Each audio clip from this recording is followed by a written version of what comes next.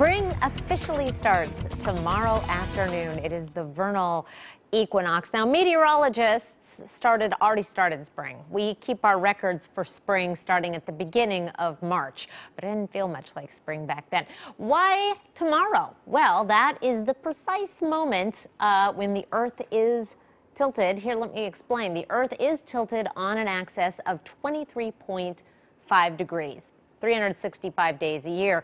And the tilt is what gives us those seasons. When the northern hemisphere is tilted away from the sun, that is our winter in this hemisphere. That's the winter solstice. When it is tilted toward, that is summer. And then when it is tilted neither away or toward the sun, that is our vernal and autumnal equinox. Tomorrow is the vernal equinox. It is precisely at 2:58 p.m. in this time zone, and that is that precise moment when the Earth's axis is tilted neither toward nor away from the sun. Equinox is from the Latin. It means essentially equal night because you have equal amounts of daylight and night, give or take, in all latitudes. Spring starts tomorrow, in other words, and the spring weather started a day early. We made it up into the 60s today,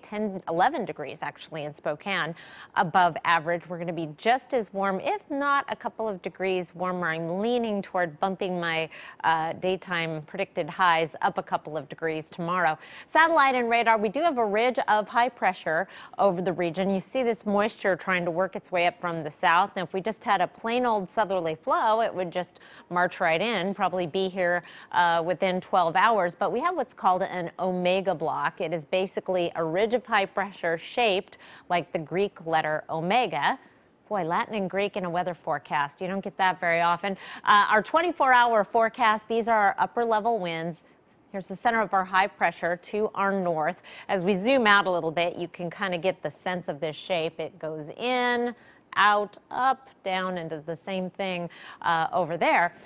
So that is going to keep that moisture from just marching right in. It will eventually, however, in this southerly flow, start to bring an increase in clouds on Thursday and Friday, and then some hit and miss showers possible this weekend. But most of the moisture is going to be staying well to our south, and that warm air is going to continue to come up for the next couple of days before we cool back down to average, which is in the lower 50s. Doesn't sound too bad after the cold weather that we have had. Spring starts tomorrow.